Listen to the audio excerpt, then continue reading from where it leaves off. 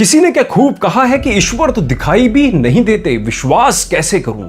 बहुत ही सुंदर जवाब मिला। श्रद्धा वाईफाई की तरह होती है, दिखाई तो नहीं देती पर सही पासवर्ड लगाने से जरूर कनेक्ट हो जाती है। दोस्तों, आज की ये नाम जप का प्रभाव की प्रेरणादायक कहानी उन मित्रों के लिए है जो भगवान पर शक करते हैं। कहानी काल्पनिक है पर इस कहानी में जीवन का बहुत बड़ा सार छुपा है, इसलिए इस कहानी को अंत तक बड़े ध्यान से देखने की और समझने की कोशिश कीजिएगा और फिर आप पाएंगे कि ऐसी कहानियां ही जीवन बदलती है। एक गांव में एक वृद्ध स्त्री रहती थी।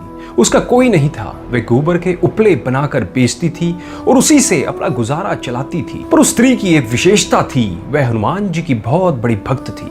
उठते बैठते हनुमान जी का नाम जप किया करती थी, यहाँ तक उपले बनाते समय भी। उस गांव के कुछ दुष्ट लोग उसकी भक्ति का उपवास करते और एक दिन तो उन दुष्टों ने एक रात उस वृद्ध स्त्री के सारे उपले चुरा लिए और मजाक बनाकर कहने लगे कि अब देखें हनुमान जी कैसे इसकी सहायता करते हैं। सुबह जब वह उठी तो देखती है कि सारे उपले किसी ने चुरा लिए हैं। वे मन ही मन हंसने लगी और अपने हनुमान जी को कहने लगी, जैसी आपकी इच्छा प्रभु।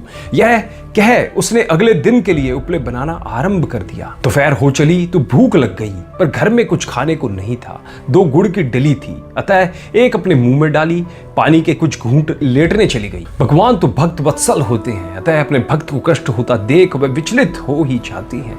उनसे उस वृद्ध साधिका के कष्ट सहन नहीं हो पाए। सोचा उसकी सहायता करने से पहले उसकी परीक्षा ले लेता हूँ। अतः वह एक साधु का वेश धारण कर उसके घर पहुंच कुछ खाने को मांगने लगे। वृद्ध स्त्री को अपने घर आए एक साधु को देख आनंद तो हुआ पर घर में कुछ खाने को ना था। यह सोच दुख भी हुआ।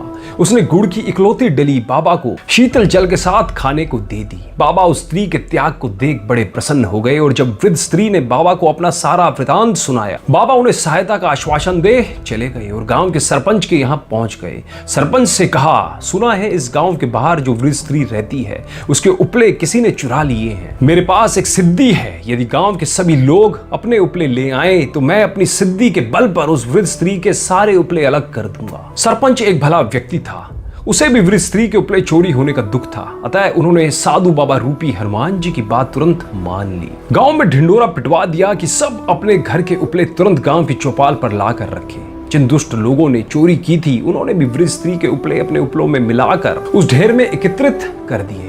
उन्हें लगा कि सब उपले तो एक जैसे होते हैं, अतः साधु बाबा कैसे पहचान पाएंगे।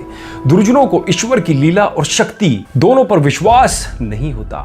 साधु वेशधारी हनुमान जी ने सब उपलों को कान लगाकर वृद्ध स्त्री के उपले अलग कर दिए। वृद्ध स्त्री अपने उपलों को तुरंत पहचान गई और उनकी प्रसन्नता का तो ठिकाना ही नहीं था। वह अपने उपले उठा साधु बाबा को नमस्कार कर चली गई। जिन दुष्टों ने वृद्ध स्त्री के चुराए थे उपले, उन्हें यह समझ में नहीं आया कि बाबा ने कान लगाकर उन उपलों को कैसे पहचाना। अतः जब बाबा गांव से कुछ दूर निकल आए तो वह दुष्ट बाबा से इसका कारण जानने पहुंच गए।